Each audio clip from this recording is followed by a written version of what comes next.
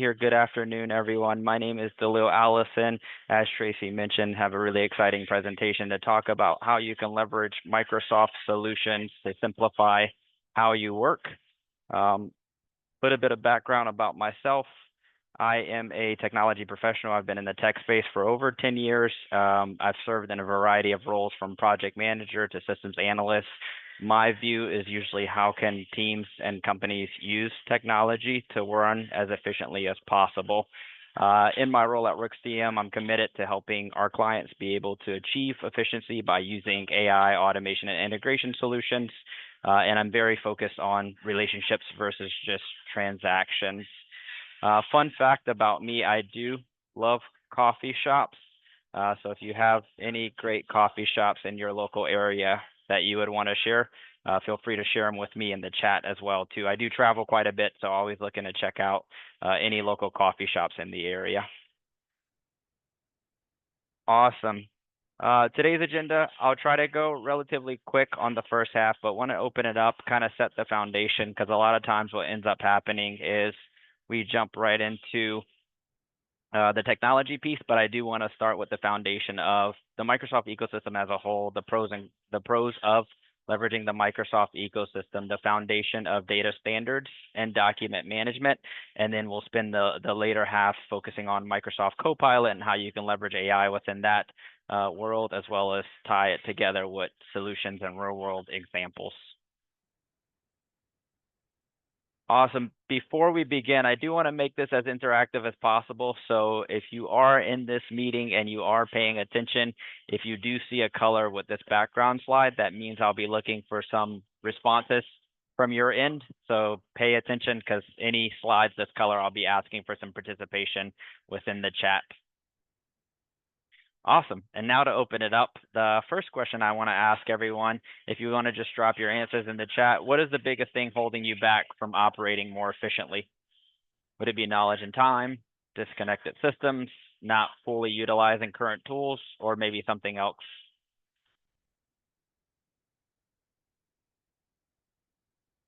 Awesome. Time and knowledge. I see some not fully utilizing systems. All across the board, lack of knowledge. Yeah, and that is a common one. So A is pretty common, obviously, especially if you're running a business that's not a technology business. The knowledge and time gap is a huge burden. So typically when we're working with clients across the board, we see these to be the three biggest buckets of what's really holding organizations and teams back from running as efficiently as possible. You guys dropped it in the chat. Knowledge and time is certainly a big one, not having the capacity or the internal tech staff to be able to know with clear direction what technologies will allow you to operate as efficiently as possible. And now with the advancement of AI, it's changing so rapidly. So things that you may not be able to do in the AI world today could be done tomorrow. And so keeping up with that requires an intensive amount of time.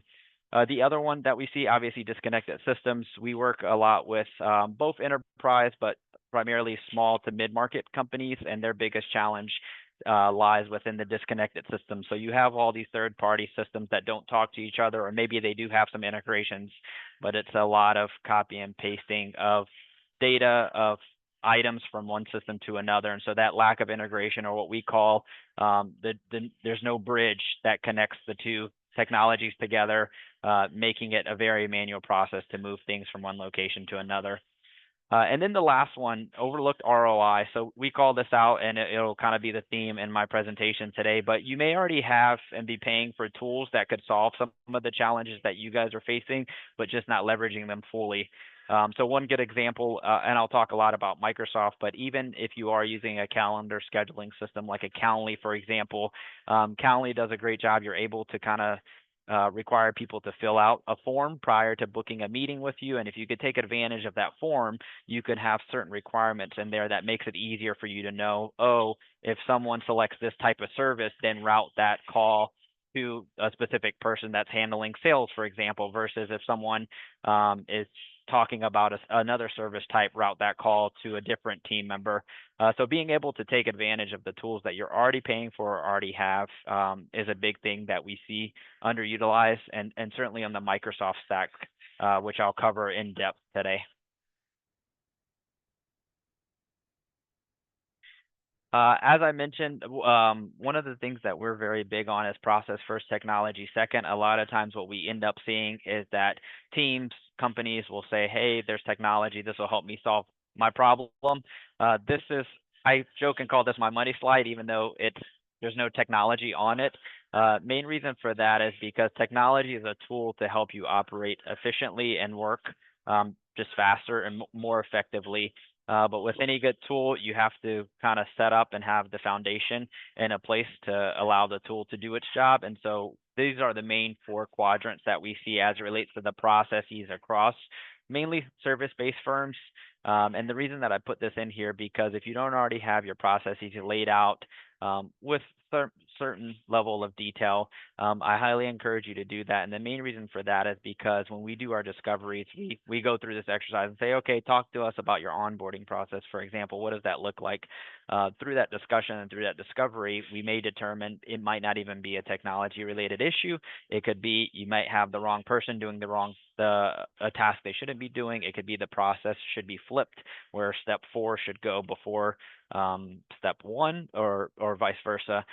So really outlining your processes, looking at it from a process standpoint, and then asking the question of, hey, is there a more effective, efficient way that we could do this? And if so, where can technology actually allow us to capture that? Because then you can start backing into what is the correct technology solution that will help you overcome that inefficient process within your firm. Okay, it's the magic blue slide. So if you guys want to drop your responses in the chat. So how well is your firm utilizing Microsoft tools today? So we got somewhat, not well, very well. Okay. Awesome. A lot of C's. I see a couple B's. I see few A's. Typically what we see is somewhere in the ballpark of B to D. A lot of times it's C. So they're using it somewhat, but not fully. And that's hopefully today you'll be able to walk away with some tangible things on how you can leverage Microsoft more effectively across your firm. One of the analogies that I always use is Microsoft is your digital mansion. With any good mansion, you have several rooms. A lot of times what we see is that people don't, A, either realize they have access to those rooms, or B, are underutilizing those rooms.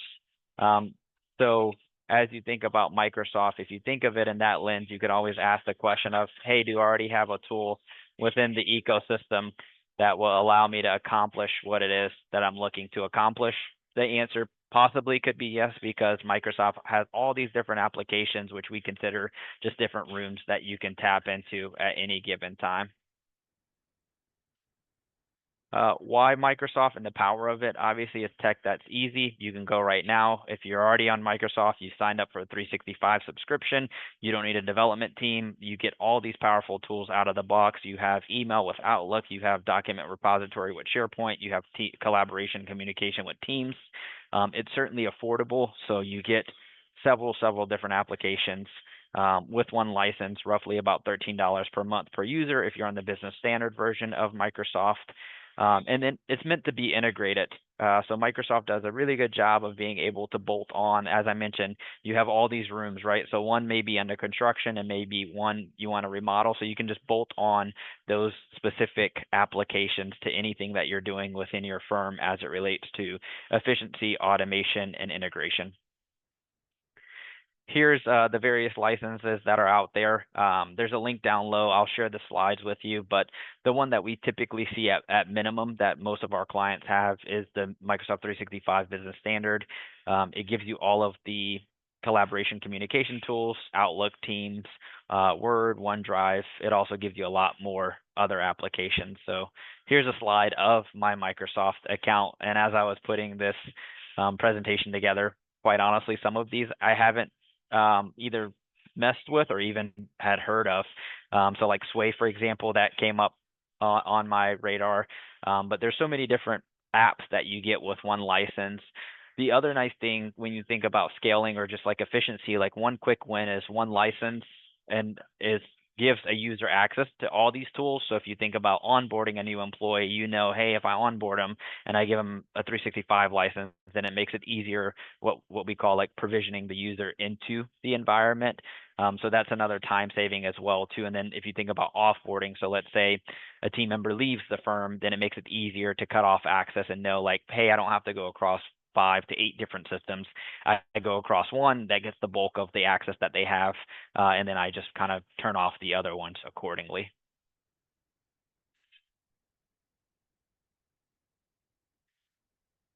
Awesome. Any questions so far? I can kind of pause there before I ask you guys another question. So do you have a link you can share so you can sign up for the year for a home computer? So also possible. I do not have a link, but I could. That would probably be with a managed service provider. I can, if you want to follow up with me, I can track that down and get you some information. Can you put on the previous slide? Yes, there will be AI training today, so I'm trying to get through these slides fast. I do want to start here because, like I said, I do believe this is a good foundation to start with, and then jumping into the AI component for sure will be there. Next up, I want to talk about data standards. So I'll kind of go a little bit quicker so we can get to the AI components.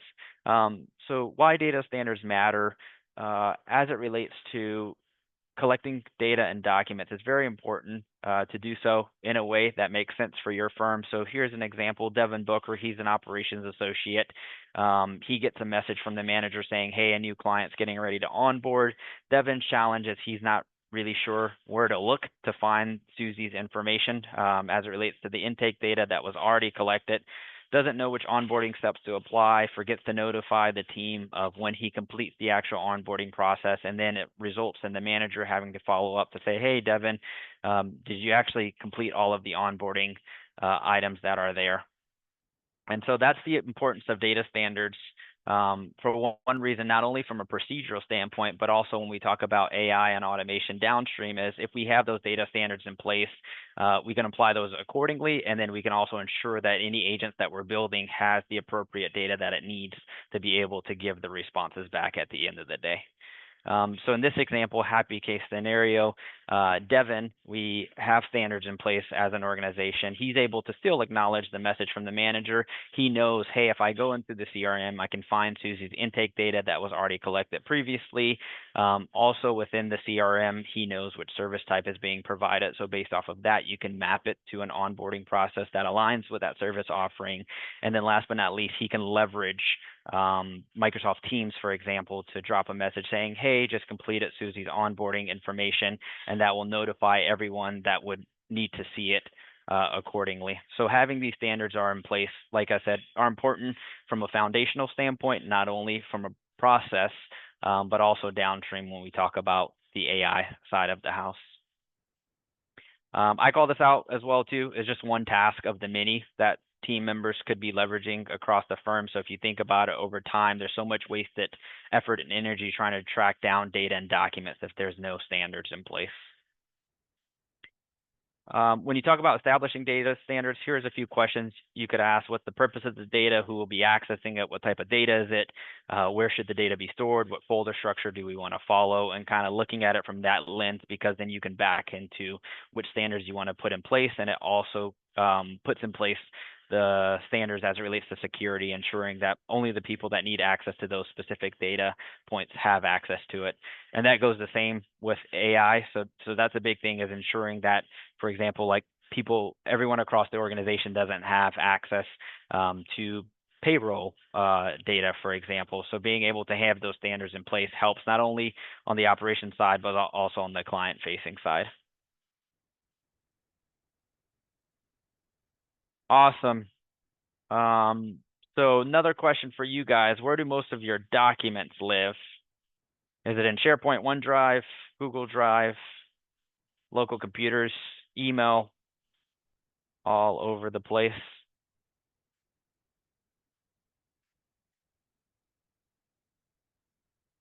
Yep, I see a lot of D's and E's. Some people use Dropbox. Um, I call this out as well too because this directly ties into agents and AI because especially within the Microsoft ecosystem where I'll be talking about Copilot, but having everything stored in SharePoint, for example, allows us to build those agents and be able to query data across the board. If you're not leveraging Microsoft SharePoint, it does come with your 365 subscription. It gives you full document managed system capabilities, gives you the ability for version control and metadata. So you can create custom intranets within SharePoint as well too, which makes it nicer because you can create an intranet and then bolt an agent on top of that. The other one that I talk a lot about is Microsoft Teams. So that's a big one that you could leverage. So depending on the size of your team, if you're more than one person, leveraging Microsoft Teams for communication is a great item. But also when we talk about building agents, you can build agents within Microsoft Teams as well too, and you can bolt on notifications to go out within Microsoft Teams. So in my example that I gave earlier with Devin Booker, if he is dropping a Teams message there, he's notifying everyone. But on the reverse, what we could do is once Susie had filled out her onboarding document, we could automatically notify that team that that specific action has been completed from the client side because we tie it back to the form submission. So leveraging Teams for collaboration is great. And then the other thing with Microsoft Teams is SharePoint is the document repository behind the scenes. So if you see here on my screenshot, there's a files tab. Those files live on a SharePoint environment. So that makes it easier, once again, when we talk about bolting on the AI component with the agents to be able to ask questions across those different document repositories. Awesome. And then the last one is OneDrive. So OneDrive, the best way to think about it is it's your own private room that no one has access to. Formerly, a lot of people used to call it a P drive, but that's nice because you could also ask Copilot within your own personal drive about documents that you're looking for or query your OneDrive as well too.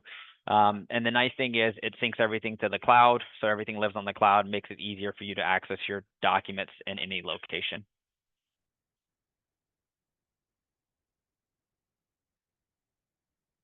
Awesome. So next question is going to be all around Copilot. So how often are you using Microsoft Copilot? Is it daily, weekly, monthly?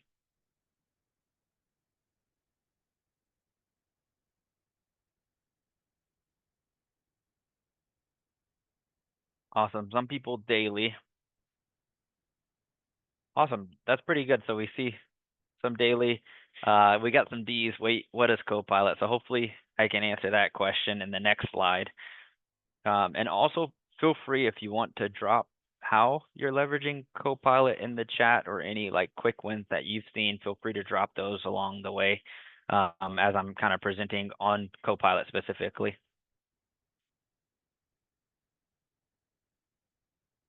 So what is Copilot? Uh, the most direct answer is Copilot is Microsoft's AI tool. It's embedded within all of your Microsoft applications. So if you go into Outlook, you can ask Copilot to draft you an email. If you go into Teams, you can ask it to recap specific things from a team member. It lives in the Microsoft ecosystem, which is nice because it allows you to keep all your data within the Microsoft environment. So as I talked about the mansion again, everything is locked down in that house. Obviously, you can bring in other third-party tools into the mix if you'd like, but one of the main advantages with Copilot is the ability that it just lives within Microsoft's ecosystem. The other nice thing as well too with Copilot is Microsoft Copilot Studio, so that gives you the ability to build custom agents. So for example, like one agent that I'm working on right now, we're getting ready to have our quarterly on-site. And in previous years, we've had quarterly on-sites with team members. We have a lot of PowerPoints. We have a lot of Word documents. We have both raw documents and finalized documents of our on-site. And so one way that I'm playing around with Copilot is I'm building an agent to be able to give me some prep items for my upcoming on-site for Q4, leveraging those specific documents and data. And I'm in the process of building that out right now, but I essentially gave it access to those documents related to the on-site, and now I'm getting ready to add in my recordings that we have from all of those previous years.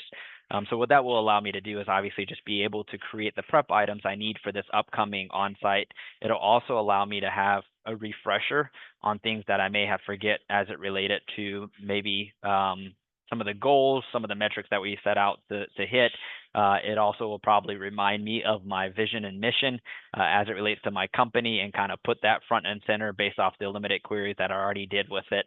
But that's a nice thing about Copilot and these agents, and leveraging it, is the ability to get information either synthesized very quickly or create it very quickly. And like anything else, Microsoft Copilot or any AI tool that you're using out there, I know someone had dropped ChatGPT, there's Gemini, there's Claude, so many different ones. It's a tool.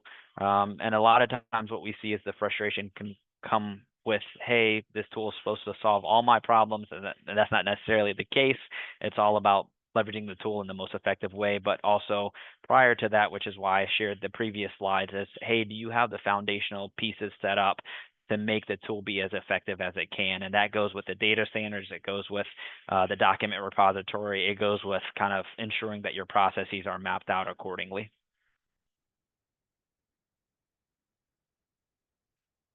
Daleele, could you please explain agents in Studio? Yeah, so Copilot Studio is just the ability to create like a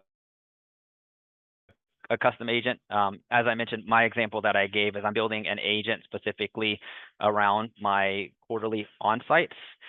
So what I can do is have that agent is essentially a team member that would be an expert in my company's on-site materials. And then I can ask it specific items related to the materials in that specific agent. And in my example, it's all around my strategy documents related to my company. And so Copilot Studio gives you that ability. So it gives you the ability to create those custom agents. So like out of the box, Copilot is going into Outlook and asking it, hey, give me, so like what I have on my screen out of the box Copilot is, if you go into Microsoft Teams, for example, you can go and ask and say, hey, what's the latest from this team member?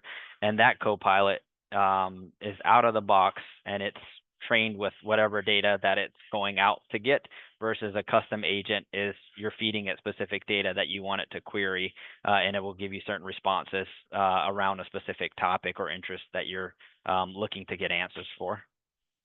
Does that Thank you. answer? That was Hopefully a that's common, helpful. yeah, that was a common question in the chat. Thank you. Okay. Yeah, so I see another example of a custom agent would be, so I was at a conference, and there was a firm. What they were essentially doing is they were building a custom agent that would be able, so they're hiring new team members, and in their use case, the way that they were building these custom agents is they were giving it data specific to their firm in terms of how they operate, their philosophy, their practices. So they were a financial advisory firm. And so like what they were saying is, hey, I want to build a custom agent. So if a new team member is onboarding into our firm, they have a resource to go to ask questions. And one of the questions, for example, might be if a client calls in and they want to know, hey, what is our philosophy as it relates to investments for gold? Their new team member can go into this custom agent that was created for their firm and ask it, hey, what is our philosophy related to gold? And obviously, someone's philosophy can vary on their investments in gold. But in this case, the agent would respond back with that firm's specific philosophy as it relates to someone making an investment in gold, for example. And so what that allows the team member to do is, A, not have to go and ask someone directly or schedule a meeting to say, hey, I got this query or I got this question from a client, like, what's our philosophy of gold? They have a tool that they can go into. In this case, it's a custom agent. They can ask it that question. And once again, it's a starting point. So it may not give them the exact answer or all the answers they're looking for, but it gives them some information to be able to start the process of saying, hey, I have a general idea of what our philosophy is, and then they can go to their internal team member and maybe drill down a little bit further to say, hey, I'm still a little bit unsure about this, that, and the other. But that's another example of what a custom agent would be.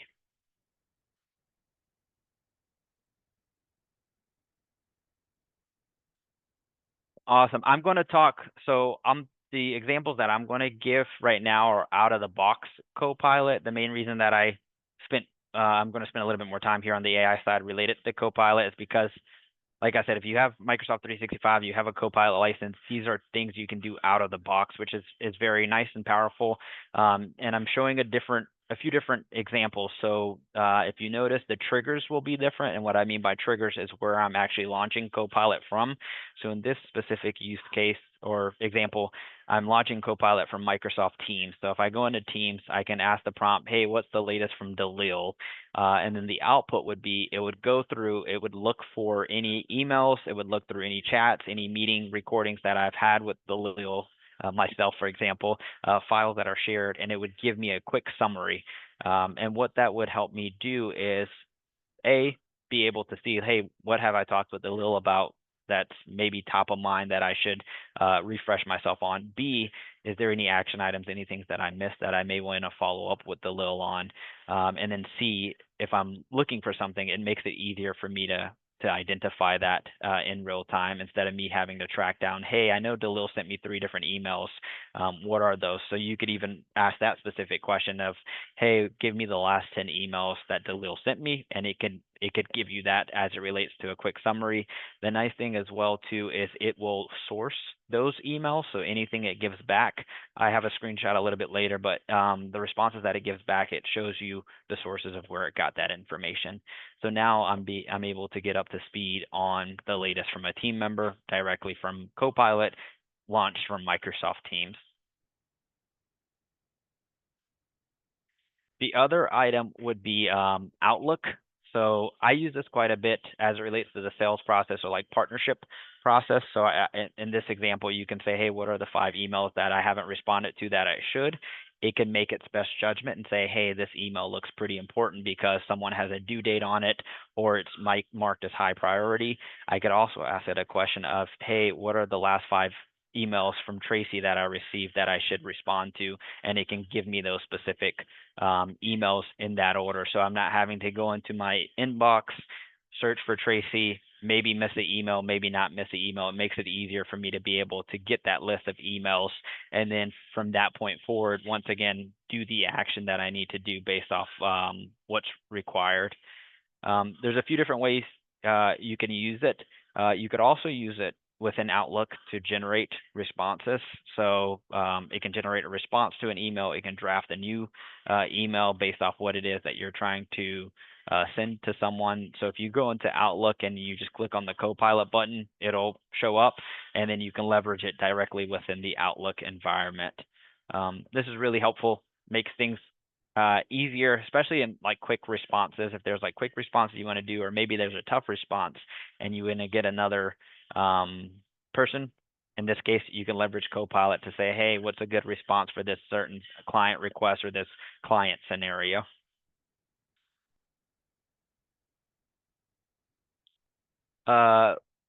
This is from Word. So one example could be if you're receiving a document from a team member and you just want to get a quick recap on that document, you can go into Microsoft Copilot within Word and just say, hey, give me a document recap. And then what it will do in the Copilot panel is give you a summary of the document to highlight the main points. One of the things that like one of our clients had used it for is summarizing one of the new bills that had recently come out because it was pretty long. And they essentially just said, hey, give me a summary of this bill that recently was released. And the nice thing about that is it'll give you a summary, but once again, you have the actual file. So based off the summary that you receive, you can say, oh, this section looks interesting. Let me go and look and dig a little bit deeper into this section. Once again, it's allowing you to kind of execute on what it is that you're trying to accomplish at the end of the day and serving as a tool, which is really nice.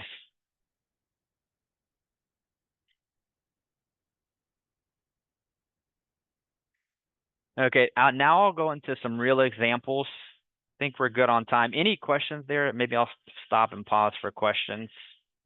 Let me just check the chat real quick.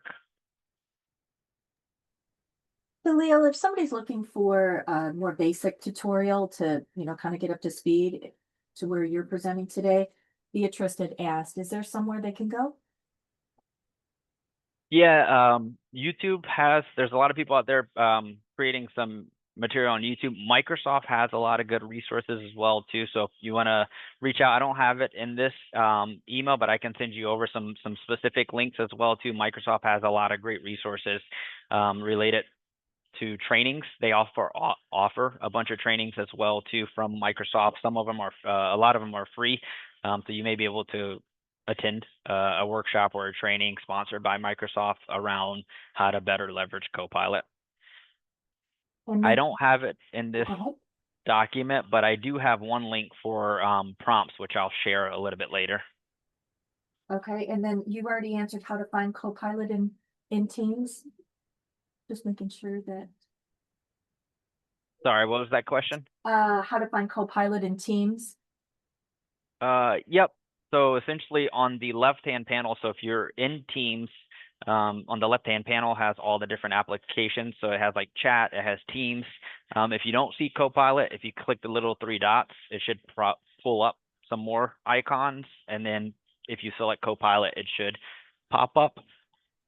If you have any issues, you could feel free to reach out to me as well too. We could troubleshoot that, but it should be on the left-hand side of your Teams environment.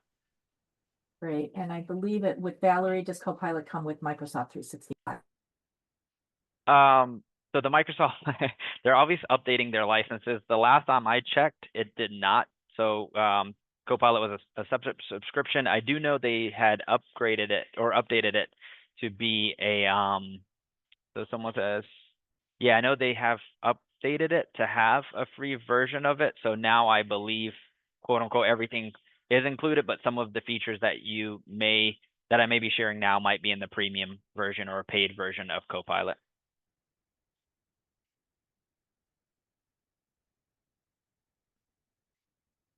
Awesome. Any other questions? I see Todd. Thank you for responding. Customer agent. Yep. Providing mailing tools. Yeah, and the other thing, that's a good point, Todd, as well too. So some people call their AI agent essentially like a friend. I know some people that name their agents as well too, as part of the process, and that's a really good point that he had put there in the chat as well too. It acts like a smart helper. Some people call it their intern as well too, or some people call it their team member, depending on how you look at it. That's the best way to look at an agent.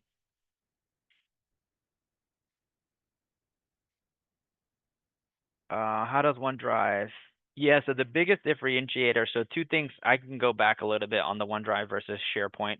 So the best way to think about it is SharePoint is firm-wide, OneDrive is individual to a person. So that's probably the best way to think about it, because let's say you're on your computer, you go into Word, you open a document, and you'll see like in the top left-hand corner, if you click the save button, it defaults to uploading that document into OneDrive. That will shave to your personal OneDrive. Your personal OneDrive, only you have access to that, which kind of locks it down, and that's why I call it like your private room, versus SharePoint is firm-wide. So anyone that has access to a SharePoint site has access to everything within that site, unless you set up specific controls and permissions.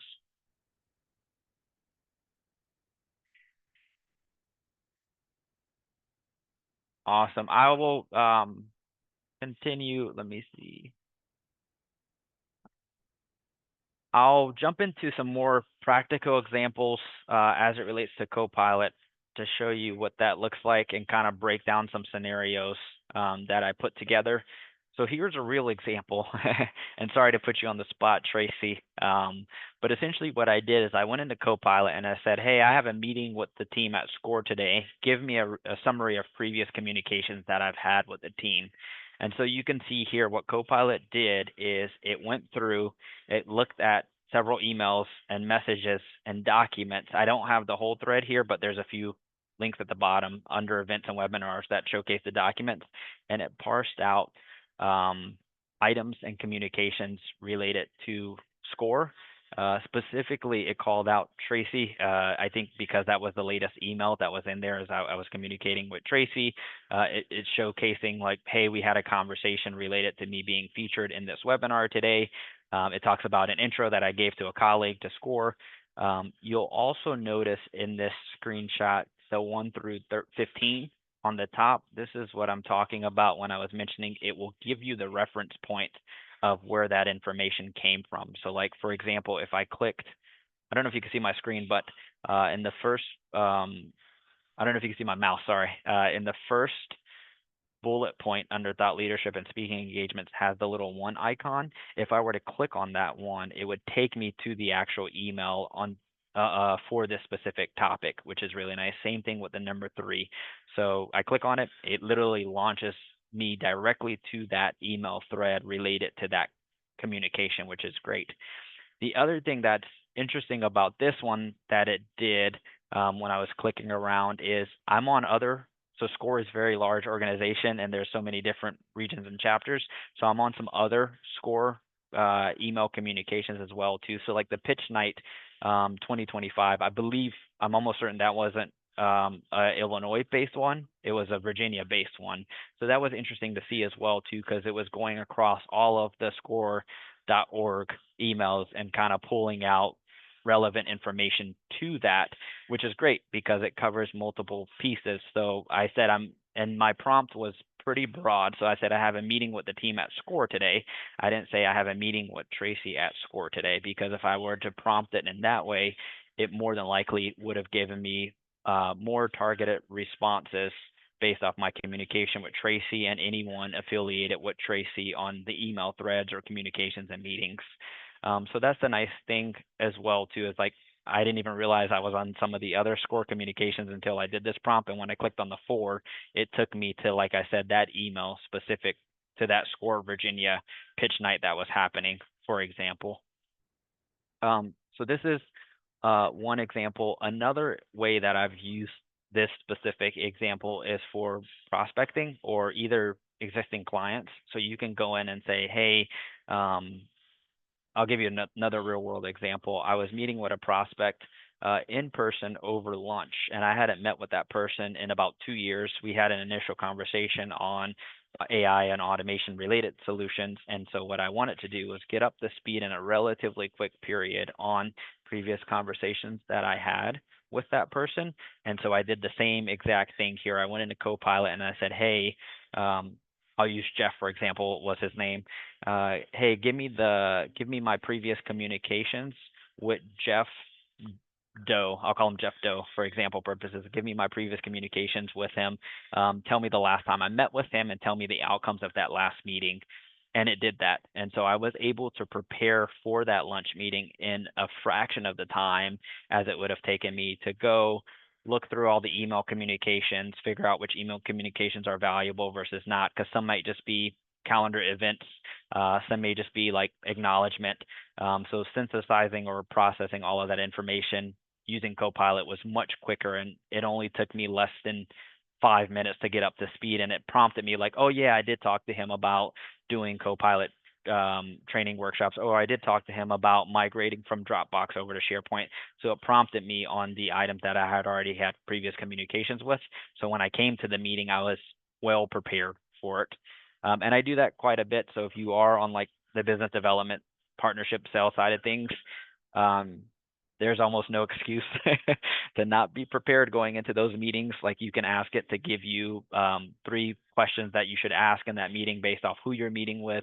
You can also run it, like I said, target it specifically on previous conversations you had with them and couple that with any relevant or updated activities that are happening within their business and show up very prepared for the meeting that you're having with a prospect. And the same goes for existing clients as well too. Any questions on that example? I'll keep jumping in. Awesome, some thumbs up. I'll run through the next example. So this one is all around generating company documents. So here you can see, and hopefully the screenshot's helpful. I went into Word. On the top of the ribbon, you could see the Copilot icon. So if you click on that, my prompt was, hey, can you give me an AI policy I can use for my employee handbook? I asked Copilot that on the right-hand side. So you can see the panel where it says Copilot. I asked it that. It gave me a response back based off of my prompt. So it said, sure, I'm happy to give you that. Here's an AI policy. It gave me the purpose of the AI policy, and then it also gave me the scope and some principles, um, all in a matter of seconds, based off that prompt. The other thing that it allows me to do as well too is what's on the Word document wasn't there until I hit the insert button. So if you look on the right hand side, closer to the bottom, right above the chat box, you can see where it says insert. I just pressed insert. It literally took what was in the Copilot response and put it into a Word document. Don't have to do copy and paste. Don't have to do any additional steps. I just press that button. It automatically gets it in the Word document. Once again, this is not meant or shouldn't meant to be served as, hey, I'm going to do this, generate it, and that's going to be the final product. It's all around the ability to expedite or make it more efficient for you, for your team to be able to generate some of these documents. You can do it for an HR policy. You can do it for a manual. There's so many different items that you can use Copilot to generate content or company documents for, which is really helpful. But like I said, I always say it's meant to be like someone said in the chat, Todd said in the chat, it's meant to be essentially just like a smart intern or a great addition to help you be able to capture these items. Shouldn't be the final product. There should obviously be expertise involved with reviewing it and having the final say in what you're going to deliver, whether it's a company document or rollout of some other content. But at least it gives you the ability to get that information generated in a quicker period of time. And you're not starting from a blank canvas. You're starting from a place of something's on the canvas and you can work with that.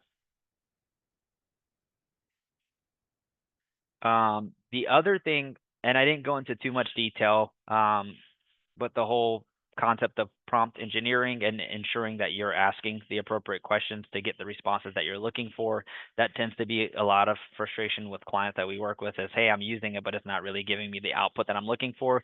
Could be a variety of things. One of the things may be just training yourself and your team on how to ask the right questions and providing it with more context. So the way to think about the prompting is just like a friend.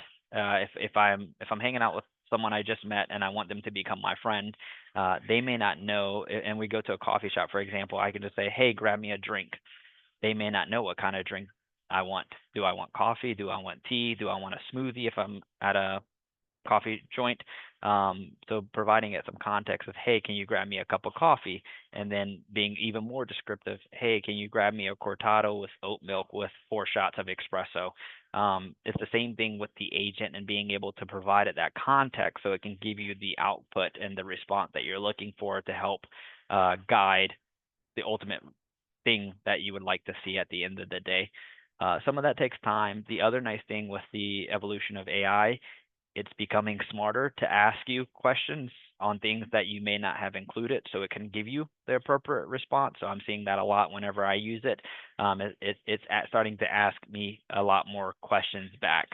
So that's really nice because it might be things that I haven't considered. I'll pause there and see if there's any questions in the chat. We have a few. From Nancy, can I use an image created in Copilot as a logo of my own company? I'm not sure I'm following the question entirely. So are you generating an image within Copilot and want to use that as your company logo? I believe so. She says that, can I use an image created in Copilot as a logo for my own company? You could. I would certainly say be cautious of that because obviously you don't know if there's other.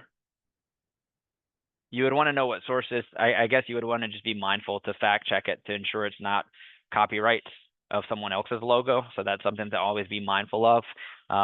So I would say consult with your legal team, but that's certainly a possibility as well too, is being able to use the image, just ensuring that, hey, there's no other companies that are using that exact logo if there's any copyrights or any image rights associated with that specifically.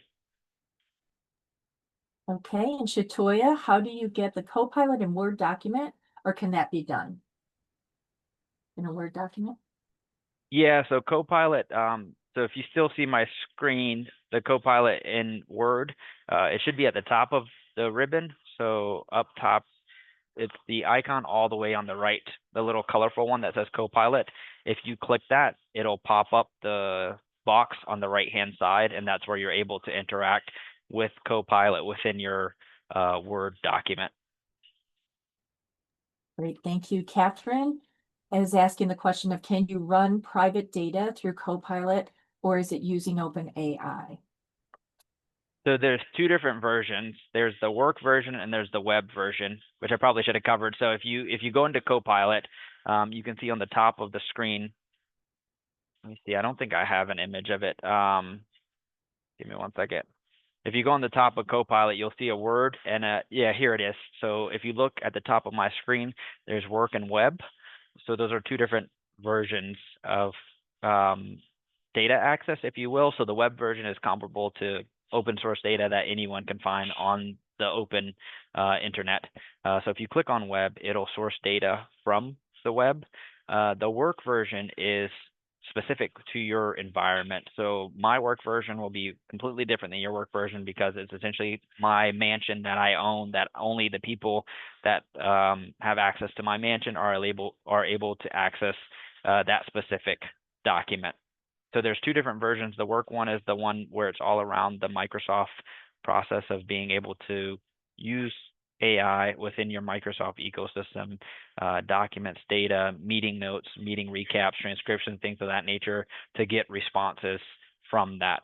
So for example, no one on this call could go into my work environment and do the same query because only I have access to it, or anyone on my team would have access to it. But even still, they wouldn't have access to my email inbox, so they wouldn't get the exact query that I'm receiving for this prompt that I gave for Tracy or for Score, for example. Okay, great, thank you. Erica is asking, is there a link to all the prompts that you're sharing today? Yes, so I have a prompt gallery in the deck, and there's a link to that you'll be able to access that's provided by Microsoft. That's great. And Kelvin and Antonio both have the same question. They're asking, can Copilot help me with a patent? I would imagine so, but I would definitely say how may vary. Uh, yeah, I'm not a patent expert, but I'm sure it could probably help you with a patent, and probably brainstorm some ideas. It may hallucinate. It may not be that smart to be able to give you the appropriate answers. So that's why there are experts out in the field that are just focusing on patents. But one of the things that you could probably ask it at a higher level is like, hey, what is the process for filing? I think filing for a patent, you could go into Copilot and say, hey, what's the process for filing a patent? And I'm sure it could give you like a high level list. It may or may not be accurate, but hopefully you can use that information as a starting point and then click into the sources that it provides you, and maybe it guides you directly to the site where it lists the steps for filing a patent. Thank you. And I know we wish we could get to all the questions, but Rick had asked earlier, how does OneDrive differentiate from Shared Drive? And then we'll let you keep going. Yeah, so OneDrive and SharePoint is the other one. So OneDrive is, like I mentioned, like a private room that only you have access to, unless you give someone access to those files or folders in that location. SharePoint is firm-wide, so anyone that has access to a SharePoint location could be across the firm, if that makes sense. I 100% agree with Amanda. Everything that I say on this call, please run by your lawyer, consult your legal team. There's obviously a lot of complications as it relates to AI generated content, so you want to be mindful of that. The other thing to be very mindful on if you are using other tools outside of Microsoft's Copilot is not putting any sensitive data into any other third-party systems unless you have the controls in place, because obviously it can leverage that data that it should not. So that's why I say, and that's why we primarily focus on Microsoft Copilot, because it's within the ecosystem. It already has access to the data. It has the appropriate permissions and controls if set up correctly to be secure. Yeah, the other thing you could do, So I see the patent item coming up as well too. So yeah, that's a great idea. Definitely attend a webinar, but you could also take that link to the website and say, hey, point me to the right place where I can find information related to filing a patent and give me a summary of those items. So then not only does it give you a summary in real time of its own version, it also gives you links associated with that summary is one way that you could leverage Copilot to do those things. Someone had also asked the question, does it create PowerPoint presentations? Yep. So if you go, I didn't give that example today, but if you go into Microsoft PowerPoint, you should still see that Copilot icon. If you click on it, you can ask it to generate a PowerPoint for a specific topic for you, and that it will do. And then someone had mentioned they don't see the difference between the work and the web. Sorry if I'm not being very clear. I don't know if you can see my mouse move, but if you look at the top of my screen here that I'm sharing, if you see it's work, the word work all the way at the top is highlighted or darker. So that's the version that's being used versus if I were to click on the word web, it would then go to the web version of Copilot.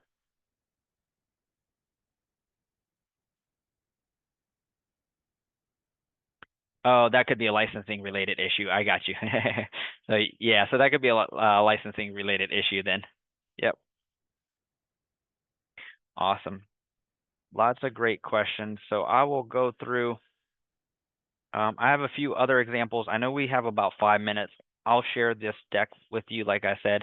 I'll cover one more example on Copilot, and maybe I'll cover the so this one's around creating presentation content. Here's a good example. I said, hey, I'm creating a slide to talk about Copilot. Give me slide content that I can add to my deck. You can see here it quickly gave me some sections. The nice thing is it gave me a flow or like a build out. So slide 1, what is Microsoft Copilot? Slide 2, key capabilities. Obviously, I didn't use that in my presentation today, but once again, if you're starting from scratch, this serves as a basis to be able to help you get an output much quicker than having to start from a blank canvas. The other one that I'll cover as my last example for Copilot is sales email sequence. So if you're out business development, prospecting, things of that nature, and the prompt that I gave it, you can see here was pretty specific. I specialize in working with financial advisors. Give me sales scripts. And then I said, make it a 5 email sequence and not too salesy. So that's a somewhat of a pretty specific prompt that I'm giving it to get a better output in terms of the content that it's going to generate for me. So A, I gave it the target audience, financial advisor specifically. B, I gave it specifically, I wanted sales scripts that are emails. So I kind of narrowed it down. It could give me phone scripts as well too. And then the other thing is I said, hey, I want to make this a 5 email sequence. So with that, if you can see, it gave me a sequence of emails that I can use to target financial advisors who we work with. So email 1 shows, it gives me a subject, it gives me some content related to that. Once again, I may not copy and paste this out of the box, but it serves as a starting point. The other thing I could have done ahead of asking for the email sequence is said, hey, give me a sales strategy related to targeting financial advisors in North Carolina or in Virginia, for example, and it could have given me a high level strategy for that. And then I could have asked for a second prompt in that same chat that said, hey, give me a sales email sequence that aligns with that strategy. So that would have been a built that would have built on top of each other, if you will, starting with the strategy first, then asking for the sales email sequence within the AI tool. In this case, I just asked for the email sequence. But once again, it gives you the ability to get that content generated relatively quick. So awesome. This was the slides that I was mentioning as it relates to the Copilot prompts that are out there. If you look at the bottom of the screen, you'll see it says Copilot Prompt Gallery. That should link out to Microsoft site that has all of these prompts to help you kind of think of some prompts to use out of the box. I'll share this slide deck. If Microsoft also has AI meeting notes and recap, that's certainly a quick one that we're seeing as it relates to leveraging AI tools out of the box, is the ability for it to take meeting notes, take that transcription, summarize it, and give you the action items associated with it. That's out of the box. The other nice thing about that as well too is you can, when you're querying Copilot, it'll leverage those specific meetings as well too to give you a response back. Awesome. I know I'm out of time. So with that, just want to say thank you for all the participation. I can hang around for a few more minutes to answer any questions. If you'd like to book a free efficiency audit with me, this will be in the deck as well too. Feel free to do so. You can go to rooksdm.com/efficiency-audit and book your free audit today, or you can also connect with me on LinkedIn. If you do connect with me on LinkedIn, please try to put a personalized message saying, hey, thanks for your presentation today at SCORE, because I get a lot of spam on there, but that'll take you to my LinkedIn page, which I'm pretty active on. So.